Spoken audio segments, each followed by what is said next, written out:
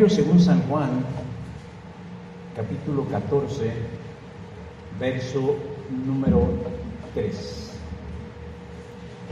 Y antes de dar lectura y ponerse de pie, la semana anterior, dentro de las iglesias bautistas, no podemos hablar de la iglesia bautista porque no es una, sino son iglesias locales bautistas. El primer domingo del mes de septiembre se hace un alto para reconocer la labor de los pastores. E inmerecidamente me tocó a mí. Y estoy muy agradecido, como diría Pedro Vargas. ¿Ustedes sabían que Pedro Vargas sufría de fobia social? O sea, a él le causaba mucho conflicto la multitud y por eso solo atinaba a decir muy agradecido, muy agradecido, muy agradecido. O sea, no era una frase hecha, él tenía ese problema, fobia social. Entonces, pues yo también estoy como Pedro Vargas, muy agradecido, muy agradecido, muy agradecido. Ahora sí, vamos a buscar Juan capítulo 14, verso 3, y puestos de pie, vamos a leerlo todos juntos. El verso 3 del capítulo 14. ¿Ya lo tenemos? Dice así, todos a una voz, la palabra de Dios. Y si me fuere y os preparare lugar, vendré otra vez y os tomaré a mí mismo, para que donde yo estoy, vosotros también estéis. Pueden tomar sus lugares. A continuación, les voy a compartir un audio. Bueno, es un video, pero no se ve, porque guardamos la identidad de los involucrados, porque no nos interesa la identidad de la persona, sino nos interesa su idea. Hubiera estado genial haberle puesto subtítulos, porque pues siempre una transmisión por internet no es muy buena, sobre todo cuando se hace de forma novata o no profesional. Pero bueno, creo que se alcanza a entender lo que yo quiero transmitir. Bueno, por lo que yo quiero usar el audio de esta persona. Digo, lo que importa es lo que dice, no quién es, y lo que yo quiero tomar de esa idea. Entonces, pónganle mucha atención a lo que dice y sobre eso vamos a platicar.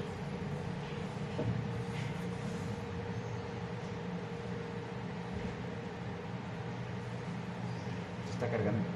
Es que es de bulbos, ¿no?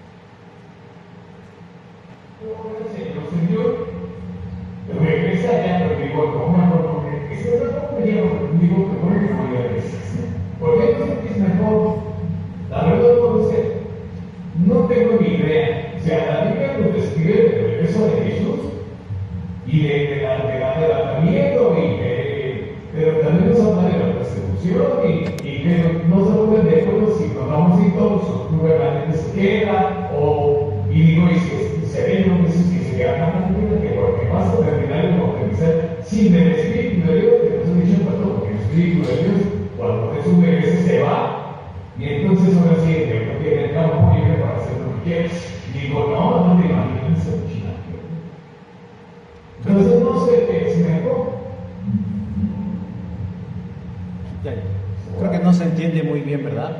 Si lo hubiéramos podido haber puesto lento, digo, sobre todo porque es una transmisión no profesional, no tienen un buen micrófono, no hay una buena conexión, pero bueno, básicamente lo que yo quiero que veamos ahí es lo que esta persona dice. Y creo que se los mandé también por el grupo de, no me acuerdo si Jeremías 33 o lo mandé por Idea y Idea Familia.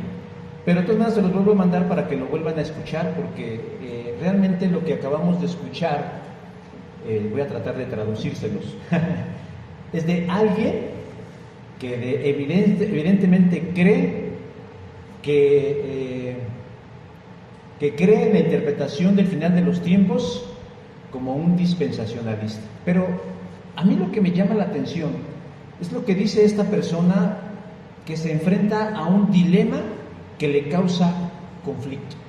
Y ahí en lo que más o menos pudimos entender dice, yo no sé qué es mejor, si que Jesús vuelva o que no vuelva. Y entonces empieza a compartir sus temores acerca del eminente regreso de Jesús. Porque para esta persona el regreso de Jesús está marcado por eventos poco agradables.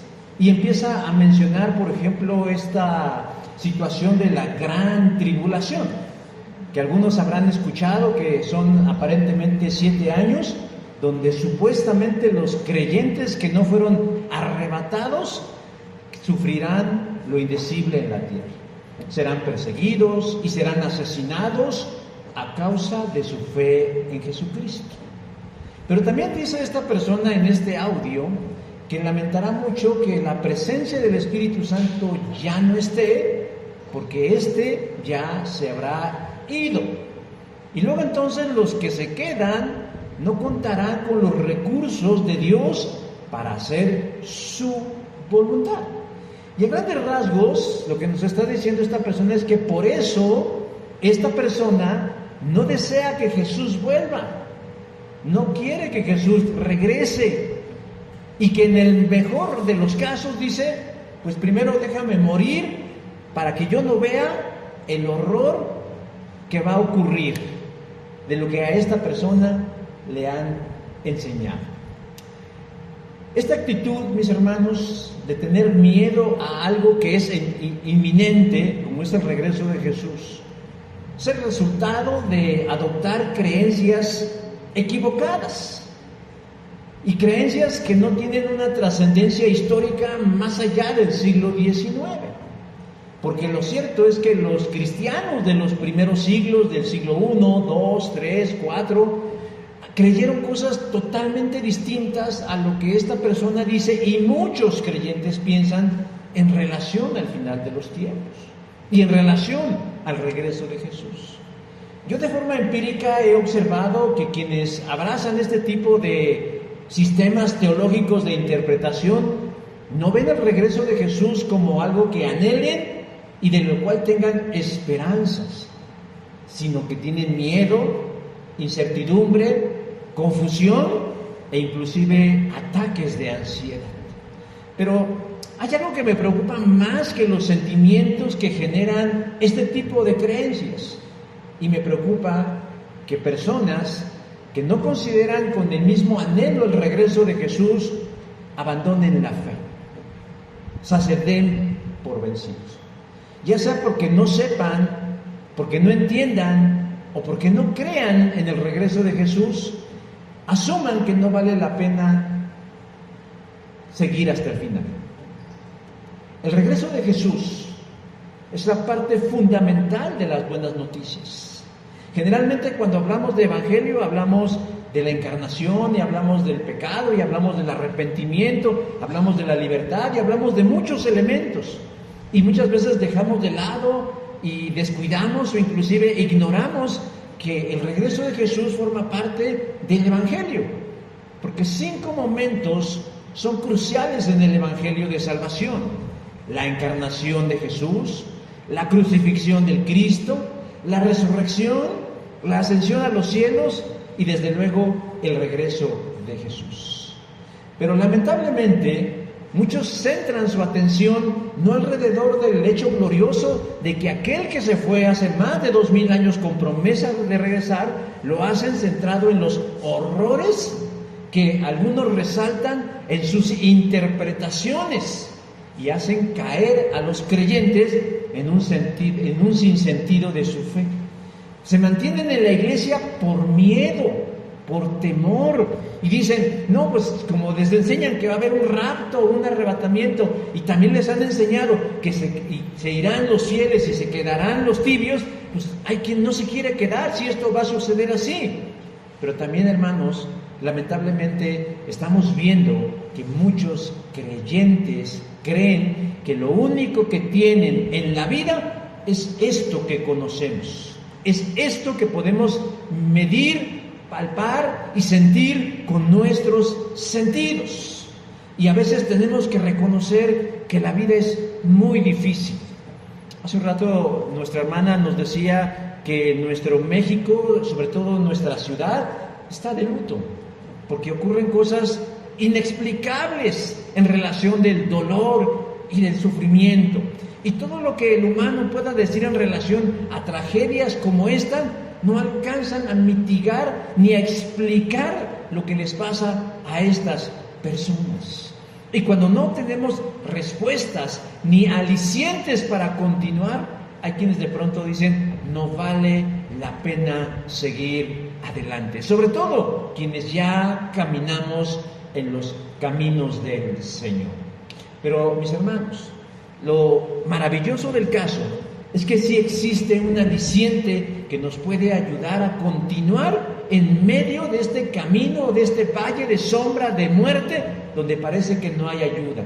¿Y sabe cuál es? El hecho de que Jesús va a regresar. Ese es el plan de Dios.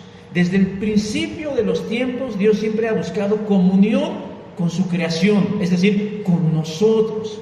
Lo que el primer Adán echó a perder, el segundo Adán, que es Jesucristo, viene a restablecerlo. Y comenzó hace 2000 años con su primer advenimiento. Y se fue para que el Espíritu de Dios viniera y nos ayudara, y volverá para totalizar su promesa con un mundo redimido, para que junto a Dios vivamos en un cielo nuevo y en una tierra nueva.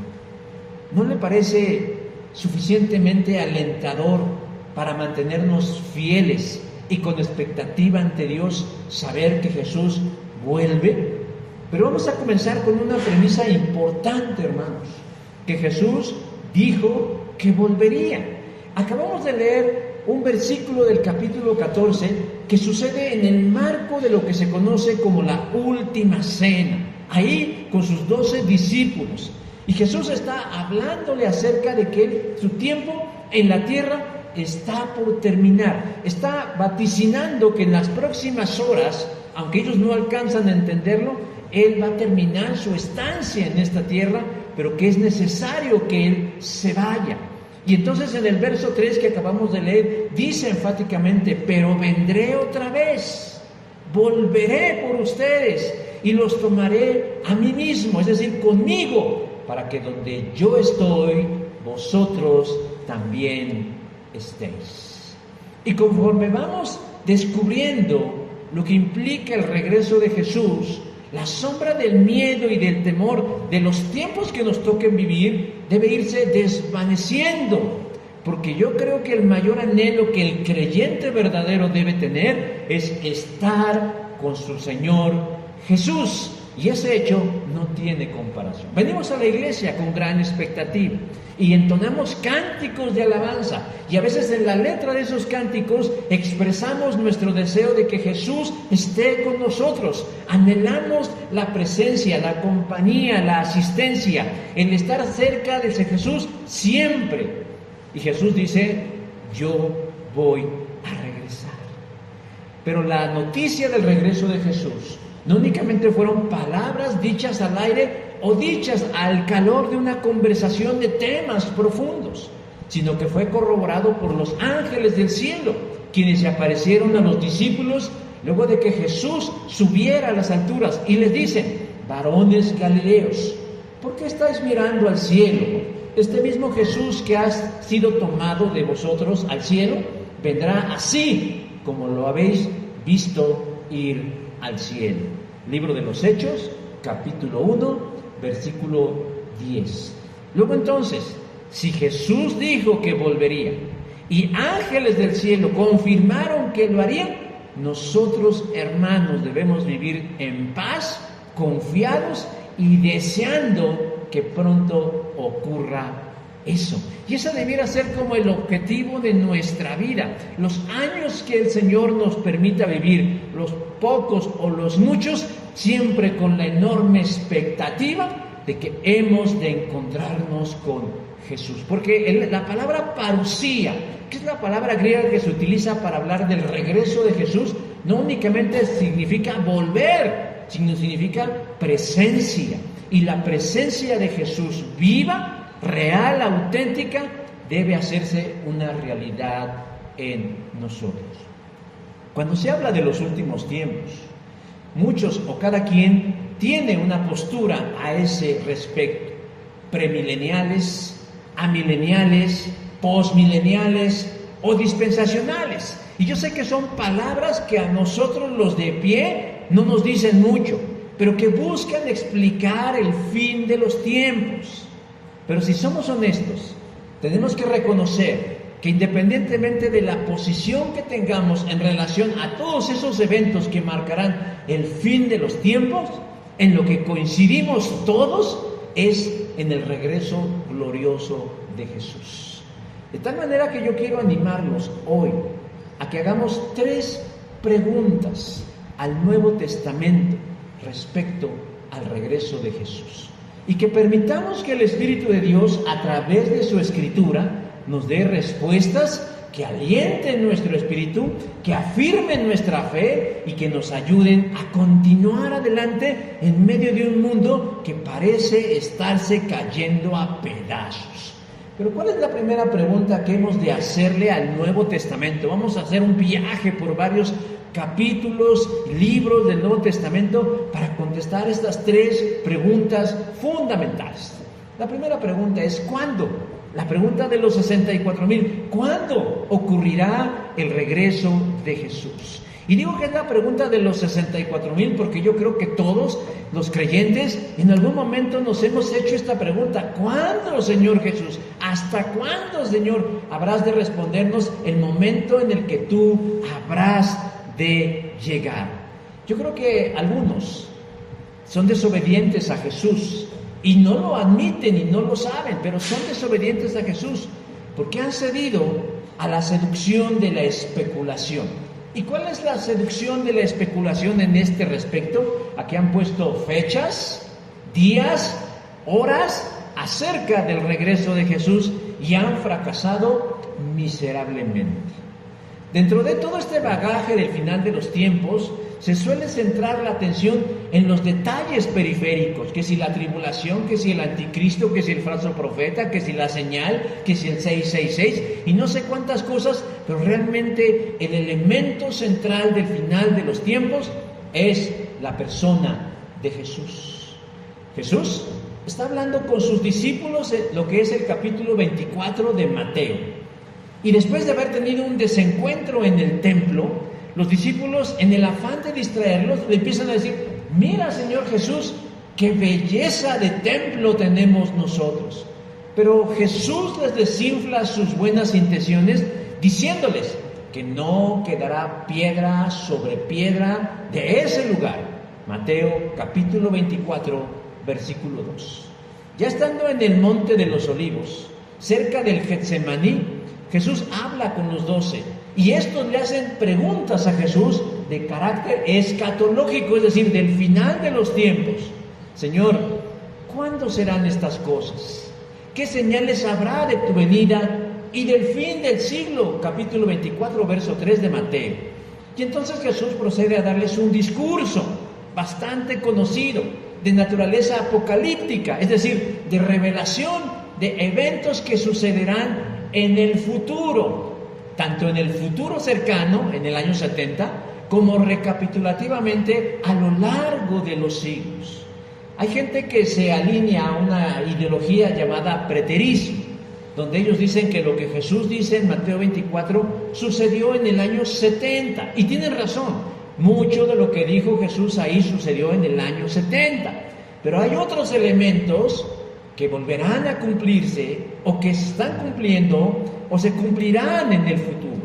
Pero lo que hoy queremos saber, hermanos, es responder concretamente a la pregunta: ¿cuándo será el regreso de Jesús? Y Jesús ahí lo responde diciendo: nadie sabe cuándo.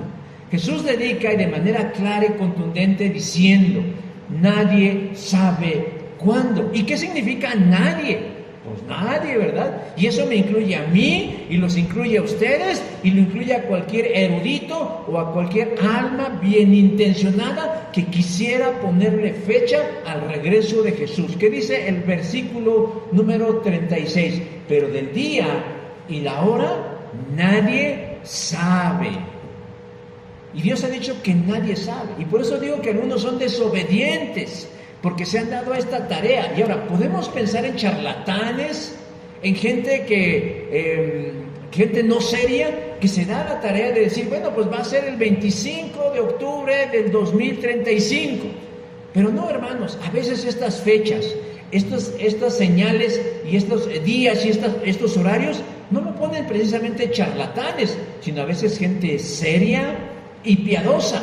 Y cuando no se cumplen lo que dicen, caen en un gran descrédito. Pero Jesús es claro, nadie, absolutamente nadie, conoce con exactitud el momento. Dice, ni aún los ángeles del cielo, versículo 36. Y a mí me llama la atención, si ustedes ya buscaron el texto, busquen el texto de Mateo 24, 36, donde Jesús dice que nadie sabe ni el día ni la hora, ni aún los ángeles del cielo.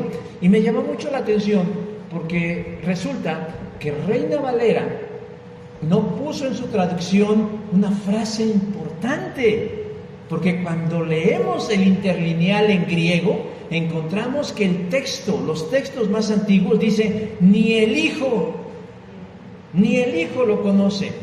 Y entonces, yo no sé, no entiendo por qué los traductores Casiodoro de Reina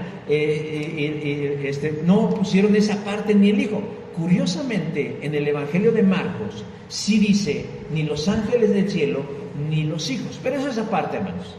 Jesús mismo se incluye entre aquellos que no saben cuándo será la hora y el día de su regreso. Y yo sé que esto puede generar algunas inquietudes en la mente. ¿Cómo? Jesús mismo no sabe cuándo. ¿Cómo es posible que Jesús, siendo quien es, no sepa el momento en el que Él mismo va a regresar? Pues ¿que acaso Jesús no es Dios mismo encarnado? Debería saberlo. Y Jesús dice, solo mi Padre, versículo 36. Ahora, ¿cómo explicamos este misterio? Porque es un misterio. Y es algo complejo, hermanos. Yo sé que no es sencillo. Y a veces por complejo la gente se va por lo más fácil, por lo más sencillo o por lo que nuestra cabecita alcance a comprender. Y caemos en francas herejías. Yo trataré de explicarlo y espero no perderme y espero no extraviarnos. Nosotros sabemos, en términos trinitarios, que Jesús y el Padre son Dios mismo, ¿cierto? Amén, ¿verdad? Entonces, Jesús y el Padre son Dios mismo, pero resulta que Jesús y el Padre no son la misma persona. Y yo sé que esto hace boom en nuestras cabezas, porque nuestra lógica, pues sí, debieran ser si es el mismo Dios. Pero hermanos, en términos trinitarios, aunque Jesús y el Padre son Dios, no son la misma persona. Son el mismo, pero no son la misma persona. Si decimos que Jesús y el Padre son la misma persona, estaríamos cayendo en una herejía de los primeros siglos, que ya fue resuelta a través de los concilios del cristianismo, que se llama unicitarismo, que ya en otro momento hemos hablado de ellas, en donde la gente dice que Jehová es Jesús, que Jesús es Jehová, que el Espíritu Santo es Jehová, y eso, hermano, niega la Trinidad de Dios. Pero Jesús y el Padre dijeron en Juan 10:30, el Padre y yo uno somos. Ellos dijeron que son uno, pero que no eran el mismo. Jesús, el Padre y el Espíritu son una unidad. Y esto, hermanos, dio pauta, junto con muchas otras evidencias, para que se desarrollara lo que nosotros como cristianos conocemos como la doctrina de la Trinidad. Dios tres en uno.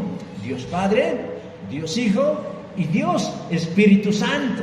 No son tres dioses en uno, ese es trinitarismo, sino Dios es uno en tres personas. Dios Padre, Dios Hijo y Dios Espíritu Santo. Y si entendemos esta verdad, el momento en el que Jesús está hablando con sus discípulos, allí en el Monte de los Olivos, allí en el Getsemaní, diciendo que no sabe cuándo, no sabe cómo, porque solo el Padre lo sabe, es porque Jesús está temporalmente subordinado como hombre en la carne a los deseos del Padre. Por eso él se atreve a decir, ni yo lo sé. En ese momento de la historia, de la narración de los hechos, Jesús en carne, subordinado a la autoridad del Padre, no conoce los tiempos y los momentos de su regreso. Solo sabe que regresará, pero no lo sabe. Yo estoy completamente seguro que hoy día, en este momento, Jesús, sentado a la diestra de Dios, ya conoce la hora y el día y el momento de su regreso. Por lo tanto, pero nosotros seguimos en la misma. Nosotros no sabemos cuándo. Nosotros no sabemos cuándo. Solo hay especulaciones. Y también, hermanos, hay escepticismo de que eso sucederá. Porque el apóstol Pedro, en su segunda carta, dice que surgirán personas que dudarán del regreso de Jesús por el inminente paso del tiempo. Primera de Pedro, capítulo 3, versículo 4, dice, ¿qué pasó con la promesa de que Cristo iba a volver? Ya murieron nuestros padres y todo sigue igual desde que el mundo fue creado. Imagínense, Pedro escribió esto más o menos por el año 60 de nuestra era común o de la era cristiana. ¿Y cuántos años han pasado? Casi 2000 años. Y yo creo que en ese transcurso muchos, no solo escépticos, sino incluso creyentes, dicen, ¿qué pasó con la promesa del Señor Jesús? Dijo que iba a volver, no dio fecha, es carta abierta, tiene la fecha abierta, como esos viajes que compra uno de ida y vuelta, quiere la fecha de regreso abierta cuando a mí se me pegue la gana. Pero entonces, ¿qué tenemos que hacer? ¿Quedarnos así? Pedro nos da una respuesta, una segunda respuesta a la pregunta, dice, ¿cuándo será? No lo sabemos, pero será inesperado. Pedro explica que Dios no tiene prisa alguna por regresar. A Él no le corre prisa por volver, por enviar a Jesús, porque para Él el tiempo es relativo. Él dice, para Dios un día es como 1000 años y viceversa. O sea, para Dios no existe el tiempo como para nosotros. Y en la tardanza del regreso de Jesús cumple un propósito para el bien de la humanidad. Algunos que ya desean y en cualquier conflicto ven, ya viene el Señor Jesús y se alegran. Déjenme decir que están construyendo su esperanza en el horror. Pero la tardanza del Señor tiene un propósito y es para el bien de la humanidad. ¿Por qué? Porque Él no quiere que nadie muera o se pierda, sino que todos procedan al arrepentimiento. O sea, si Dios no ha regresado, no ha sido porque no quiera hacerlo, sino porque cada vez se va multiplicando exponencialmente la población y todavía hay un chorro y 2 montones de gente que no solo no han creído en Jesús, porque aunque usted no lo crea, hay gente que nunca ha escuchado hablar de Jesús. Y Dios quiere que esa gente tome una decisión basado en esa información acerca de Cristo. Y por eso Él retarda su regreso y por eso Él dice, porque yo quiero que la gente proceda al arrepentimiento. Ahora, la paciencia del Señor no es eterna ni infinita, sino que un día el que Él determine regresará y dice, será inesperado. Segunda de Pedro, capítulo número 3, versículo 10 dice, y del día del Señor vendrá como ladrón en la noche.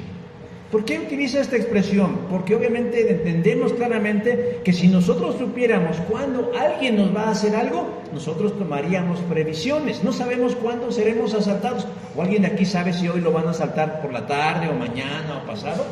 Digo, perdón, quiero utilizar con muchísimo respeto la situación que ocurrió el día miércoles. Pero yo estoy completamente seguro que toda esa gente que pasó por el puente de la Concordia no tenía ni la más remota idea que ese iba a ser el último día de su vida. Pero de haber sabido que ese era el día y la hora en que ellos iban a morir, yo les aseguro que hubieran hecho algo. hubieran evitado pasar. Algunos hubieran corrido. Si ustedes han visto algunas de esas escenas, uno se queda con la desesperación de decir, corre más rápido, muévete de ahí. Y hasta sentimos que nosotros en esas circunstancias hubiéramos actuado diferente, pero no, hermanos. Eso fue ¿qué? Inesperado. De la misma naturaleza, hermanos, es el regreso del Señor Jesús. Es inesperado, como un ladrón en la noche. Él quiere tomarnos por sorpresa. La gente estará haciendo su vida como si nada. En otro momento Jesús dice, estarán como Noé en los tiempos de Noé. La gente se estará casando, dando en casamiento. La gente estará negociando. La gente estará haciendo sin fin de actividades como un día cualquiera, cuando repentinamente les caerá la ley. Jesús volverá. Claro, hay señales.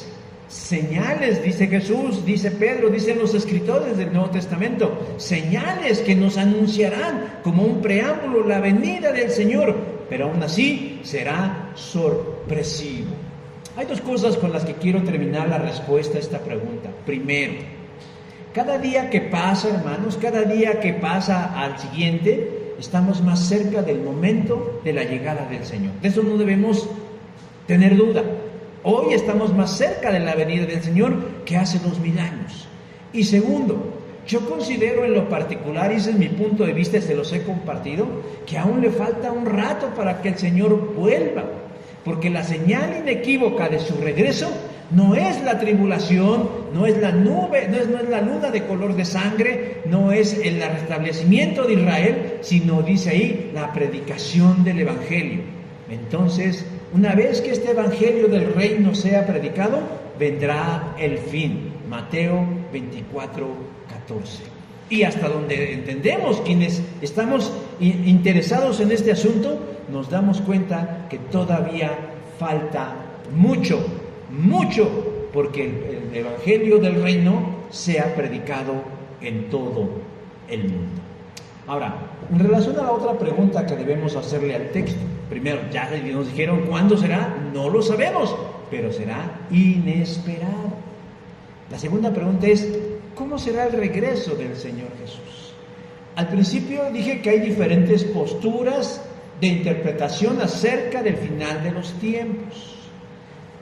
Y curiosamente, estas posturas se desarrollaron de un solo evento, de un evento que solo es mencionado en un pasaje del Nuevo Testamento.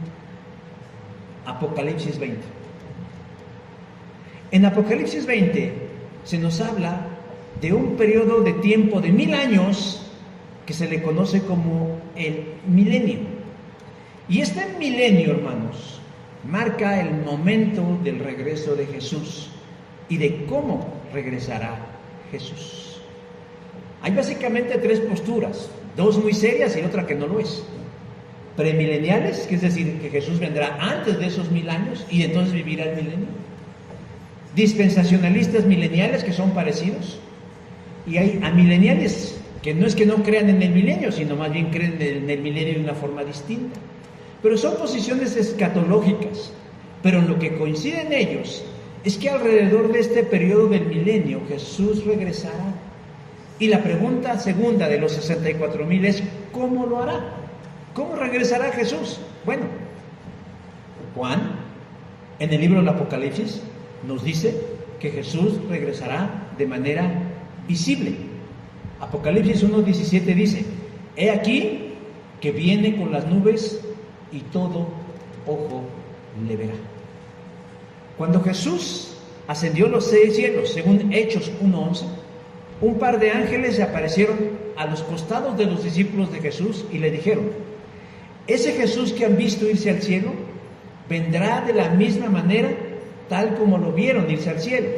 Hechos 1:11. ¿A qué se refieren los ángeles con estas palabras? A que Jesús ascendió a los cielos de manera visible. Que los 11, porque faltaba todavía uno, los 11 discípulos restantes miraban al cielo porque vieron cómo el cuerpo material y físico de Jesús era subido a la gloria. Porque Jesús no se fue en espíritu, sino Jesús se fue en carne y hueso, tal como resucitó. de tal manera que los sentidos, el de la vista de los discípulos, lo percibían, lo registraban, lo veían, porque déjenme decir que los ojos, estos que se han de comer los gusanos, son la conexión a nuestro cerebro. Son las cámaras que captan la información y procesan la información de nuestro cerebro. Bueno, pues esos ojos vieron al Señor Jesús, estuvieron con Jesús durante 40 días, después de su resurrección, y después vieron cómo ese cuerpo material glorificado iba ascendiendo al cielo. Por eso los ángeles le dicen, así como lo vieron, así va a regresar. Lo van a mirar, lo van a ver. Nadie les puede contar que la luna es de queso, sino que sus sentidos lo van a percibir, tal como se fue. Jesús no se fue de naturaleza espiritual o etérea, sino, como dije, en carne y hueso. Y entonces uno se pregunta, ¿cómo es eso? No lo sé. Pero la Biblia dice que Jesús está en la eternidad de carne y hueso. Y esa es una realidad que no podemos pasar de largo. Por eso los ángeles dicen, de la misma manera. ¿De qué manera? De manera visible, de manera palpable, de manera evidente, de manera visual, medible, perceptible por todos. Y ahí estaremos viendo. Por eso Juan, en el prefacio de su libro de las Revelaciones, dice, todo ojo le verá. ¿Y cómo le hará el Señor? Si los que vivimos de un hemisferio al otro, o sea, ¿va a venir en 2 momentos? No lo sé, pero dice que todo ojo le verá.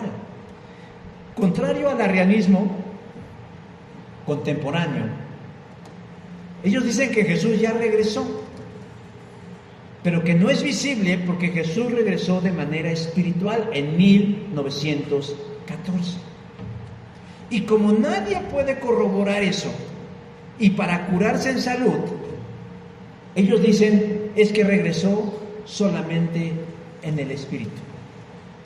Algo que ha distinguido a los arrianos de Jehová es que siempre han dado a lo largo de su desarrollo como secta fechas específicas del regreso, que desde luego no se han cumplido, y dan maromas teológicas tratando de explicarlo, espiritualizando el regreso de Jesús, diciendo, sí, ya regresó, pero solo los listos lo pueden ver. ¿Sí se acuerdan cuando éramos niños? Decían, ¿ya viste aquí mi juguete nuevo? Sí, es que solo los listos lo podemos ver. Bueno, con esa actitud infantiloide,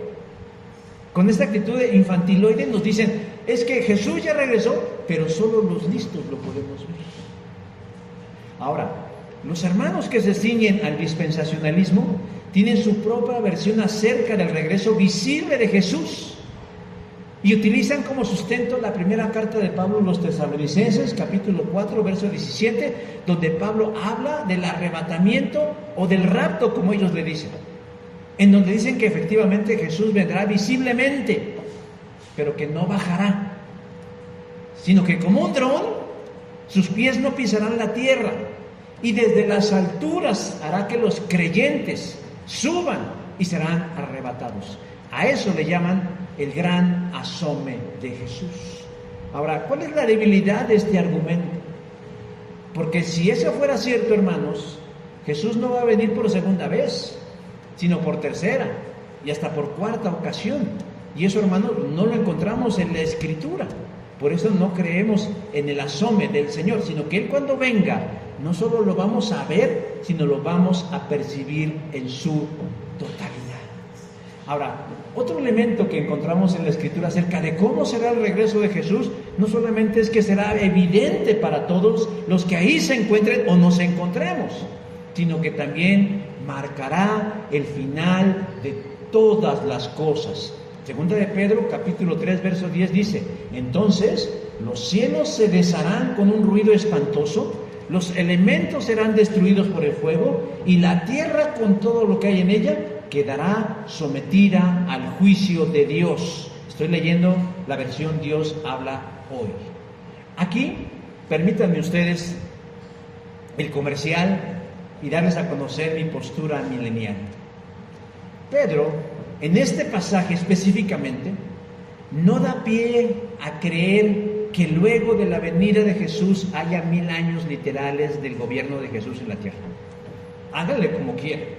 Tráiganme al dispensacionalista que quiera y al premilenialista que quiera y que me explique, a la luz de segunda de Pedro, cuando dice que Jesús regresará y entonces en el regreso de Jesús se deshará con un ruido espantoso, los elementos serán destruidos por fuego y la tierra y todo lo que hay en ella será sometida a juicio. ¿En qué coma y espacio podemos meter 1000 años en la expresión de Pedro? A menos que pensemos que Pedro está equivocado, que Pedro se equivocó. Pero si pensamos que Pedro está equivocado, entonces tendríamos que decir que entonces la Biblia no es la palabra infalible de Dios. Y eso, hermanos, es grave. Pero ahí Pedro está diciendo que en el regreso de Jesús será el fin de todas las cosas. Por eso yo soy amilenial. ¿Y en qué consiste el amilenialismo? En decir que los 1000 años del reinado de Jesús comenzó en el mismo momento que Cristo se levantó de entre los muertos y terminará en el día que Jesús regrese. Y que la palabra 1000 no significa literalmente 1000 años, sino un periodo largo de tiempo. Allí dice, hermanos, Pedro, inspirado por el Espíritu Santo, que cuando Jesús vuelva, todo terminará. Y todo lo que conocíamos, como lo conocimos, dejará de ser, porque el mundo como existía antes ya desapareció. Apocalipsis 21:4. Y eso es lo que dice, hermanos. Eso es lo que enseña la Biblia. Ahora, si usted se suscribe a otra posición ideológica, bueno, no es pecado. Pero lo que sí coincidimos, mis hermanos, es que el regreso de Jesús es la antesala del fin de todas las cosas como las conocemos. Y será el principio de la restauración de todo lo creado, tal como Dios lo diseñó desde el principio. Viviremos con Él en un cielo nuevo y en una tierra nueva. No vamos a vivir en el cielo, no vamos a traer vestiduras blancas y andaremos brincando entre las nubes tocando las arpas. No, viviremos en un mundo como este, seremos personas como ahora, con cuerpos glorificados, en situaciones perfectas donde no habrá dolor, ni enfermedad, ni vejez, ni angustia, ni desesperación, ni pecado, ni nada. El mundo perfecto. Y todo eso ocurrirá, hermanos, con el regreso de Jesús. Ahora, ¿cuál es la tercera pregunta acerca del regreso de Cristo? Ya vimos cuándo, no sabemos cuándo, pero será inesperado. ¿Cómo? Ya sabemos que será evidente a todo ojo, pero además marcará el fin de todas las cosas. Y la tercera pregunta es, ¿cómo hemos de esperar nosotros el regreso de Jesús? Porque aquí el punto del día, hermanos. Debemos saber cómo. Esto es lo más importante del mensaje de hoy. ¿Cómo hemos de esperar el regreso del Señor Jesús? Y Pablo nos dice que debemos hacerlo con fidelidad. Primero a los Tesalonicenses, capítulo 5, versículo 6, dice: por tanto, no durmamos como los demás, sino velemos y seamos sobrios. El contexto de estas palabras es que Pablo pasó muy poquito tiempo con los creyentes de la ciudad de Tesalónica, muy poquito, unas cuantas semanas, tal vez algunos meses. Pero no importó el tiempo que Jesús pasó con los creyentes de Tesalónica. Él les dejó un pedazo de su corazón y un pedazo de su conocimiento acerca del regreso de Jesús, porque para Pablo era importante el regreso de Cristo. Y para los tesalonicenses también se convirtió en un hecho importante, al punto que muchos abandonaron sus trabajos, sus actividades, la vida que llevaban, por sentarse a esperar el regreso de Jesús. Qué contraste tan grande, mis hermanos, con el mundo de ahora, el mundo de los cristianos, en donde para la gran mayoría de los cristianos, y perdón si soy injusto, pero eso a mí me lo parece, a la gran mayoría de los cristianos el regreso de Jesús les resulta intrascendente. No les interesa, porque lo único que les interesa es el hoy y el ahora. Viven para sus familias, para sus trabajos, para sus proyectos, para sus cosas y para ellos mismos. Y no se ponen a pensar que el regreso de Jesús forma parte de una realidad que no habremos de escapar.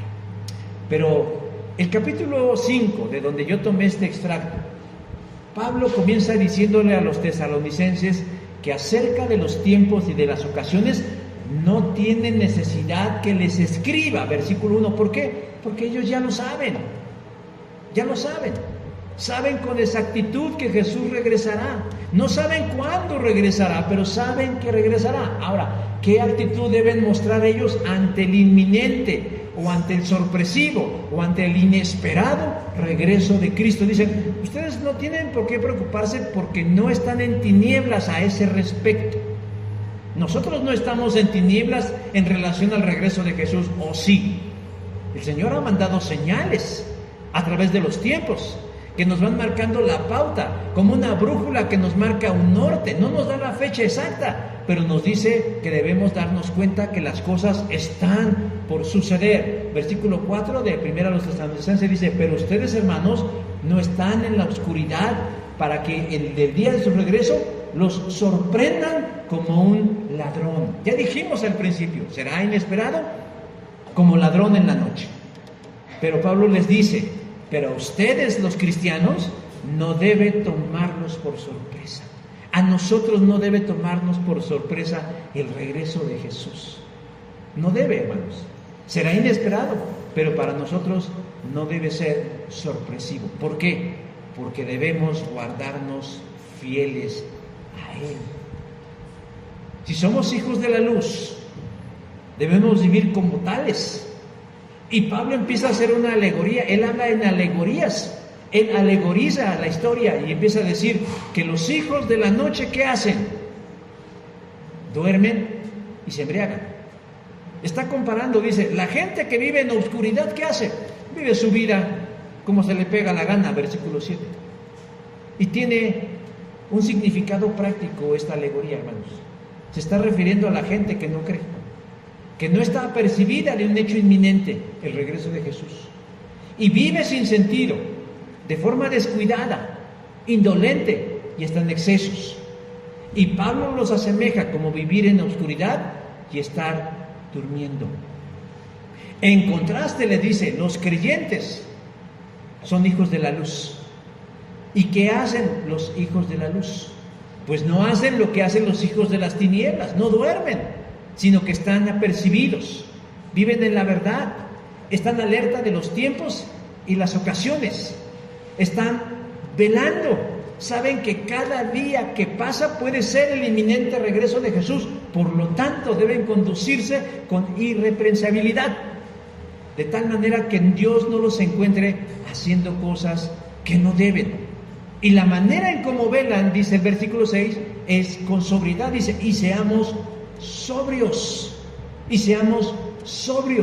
Y este es el trabajo pesado del cristiano. Muchos creyentes creen que ser cristiano es subirte a la barca que tiene un motor automático, donde se suben, le ponen drive y simplemente se llevan hasta el cielo. No, la vida cristiana es pesada. Y vivir en sobriedad es el trabajo y el esfuerzo y el sacrificio del creyente que quiere vivir una vida piadosa.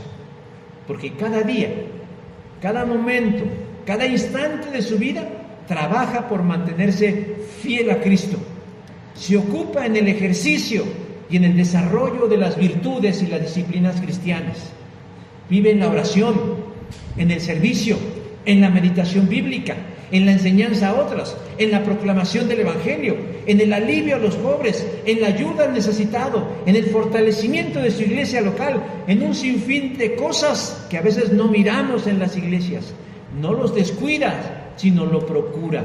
Y Jesús dijo, qué bien les irá a esos siervos, a quienes el patrón encuentre despiertos y listos cuando Él regrese a su casa. Lucas 12:37. Y más adelante dice, cuando se refiere que les irá bien, de verdad les digo que los pondrá sobre todos sus bienes. Lucas 12:44. ¿Qué dice? Que Jesús, cuando venga, si nos encuentra fieles, nos va a poner en un lugar de honor. Yo no sé, pero miren, me voy a abrir como almeja. Yo nunca he sobresalido en nada. Esto no es una tribuna de Alcohólicos Anónimos, ¿eh? Pero yo nunca he sobresalido en nada. Nunca he sido guapo, nunca he sido listo, nunca he sido deportista, nunca me he ganado un premio, nunca me he ganado nada. O sea, si realmente van a escribir la vida inútil de Pito Pérez, ahora escriban la vida inútil de Gerardo. Esa ha sido mi vida. La gente no me va a recordar por nada. Pero imagínense que el mayor galardón que un ser humano pueda recibir es que el Dios de los cielos te diga: buen siervo fiel. Es decir, que me mantuve fiel a lo largo de lo que fue mi vida. Yo anhelo ese reconocimiento, yo anhelo ese galardón, no por el galardón en sí, sino por saber que Jesús va a honrar mi fidelidad, mi lealtad y también la tuya, el día que Él vuelva. Por eso dice: mantente alerta, no duermas y sé sobrio. Pero una segunda respuesta a la pregunta de cómo hemos de esperar el regreso de Jesús es con un gran anhelo, con una gran expectativa. Apocalipsis 22:20 dice: amén, sí, ven Señor Jesús. Esta expresión de gozo que dice Juan, la dice exactamente después que Jesús dice: he aquí, vengo pronto.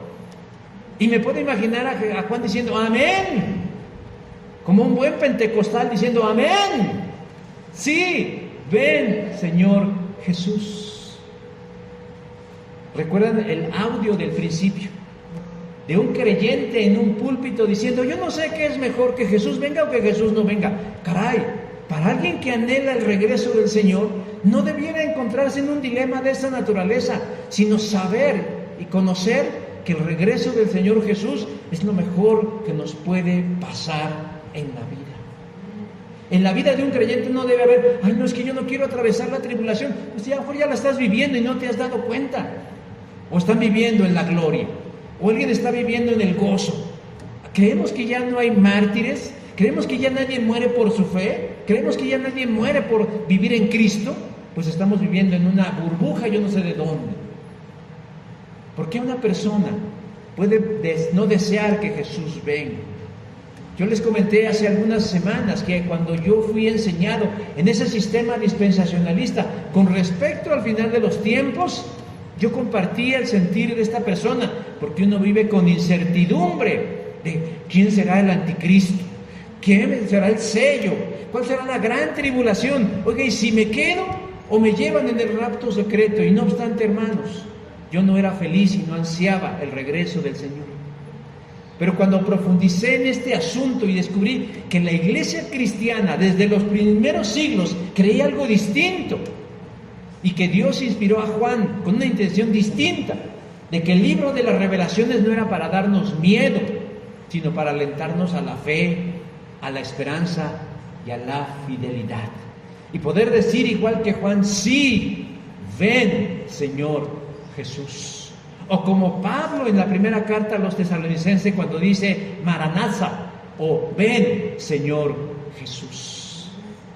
Hermanos, el regreso de Jesús es parte del Evangelio y no podemos omitirlo, soslayarlo, ignorarlo o desecharlo, porque no es un anexo, no es un apéndice que se pegó ahí en la historia, no, es parte fundamental de la fe cristiana y no podemos omitirlo, sino debemos traerlo a la memoria y al corazón, y que esto determine nuestros pensamientos y nuestras acciones. Porque en un mundo como en el que vivimos, tan espantoso, con las cosas tan feas que pasan, somos susceptibles de perder la brújula. El mundo está por devorarnos con sus problemas y sus afanes, y quiere robarnos el gozo de ser cristianos si nosotros se lo permitimos. Pero una forma de no permitírselo es trayendo a la mente y al corazón la convicción y la expectativa de que Jesús viene pronto. Y viene por sus fieles, y viene por su iglesia, y viene para comenzar lo que se quedó pausado en el principio de la historia. Y aquí surgen preguntas que cada uno debe responderse a la luz de la meditación y a la luz de la verdad del Evangelio. ¿Cómo va a encontrarte el Señor? ¿Cómo va a verte cuando Él descienda de los cielos con una hueste de ángeles tocando una trompeta para terminar el final de las cosas? ¿En lealtad? ¿En firmeza? ¿O en derrota y en pecado?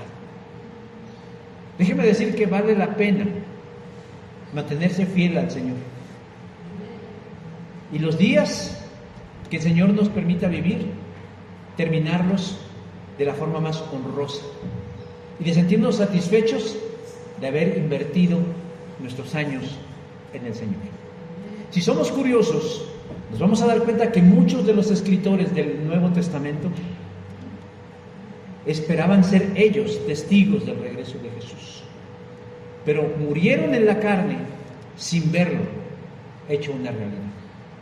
Y han pasado más de 2000 años y más generaciones que han cerrado sus ojos en fidelidad esperando el regreso de Jesús.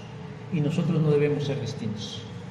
Nosotros no podemos bajar la guardia, nosotros no podemos disminuir la calidad de la fe, simple y llanamente porque decimos que el mundo está cada vez peor. El aliciente de nuestras vidas, lo que debe darnos la fortaleza para seguir adelante, es el hecho de saber que Jesús viene por nosotros. Y esperamos que sea hoy. Nada más que después del pozole, para que no se quede sin esperanza.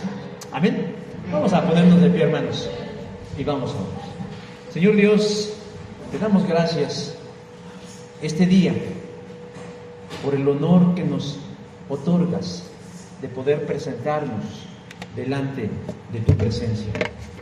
Pedimos perdón, Señor, por todas aquellas cosas que a veces nublan nuestro entendimiento, por todas aquellas emociones que a veces nos apartan del camino de la verdad y de la fe. Y rogamos, Señor, que todo nuestro ser se alinee con una verdad inimaginable: el regreso de Jesús.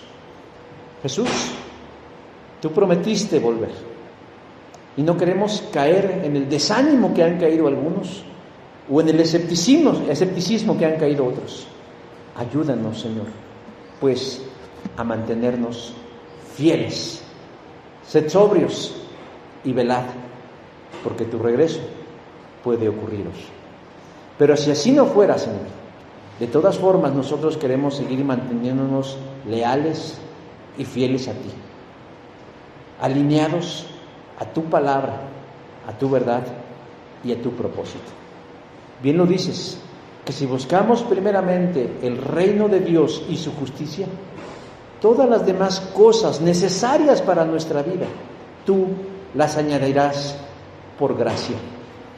Ayúdanos a atrevernos a tener la fe, una fe de esa naturaleza, para creer en una verdad como esta. Bendito seas, Señor Jesús. Aquí estamos, te esperamos con anhelo, con ansia, con esperanza, con fidelidad y con todo el amor que nuestra mente y nuestro ser es capaz de ofrecer por ti. Bendito seas, alabado seas, glorificado seas hoy y siempre, por los siglos de los siglos. Amén.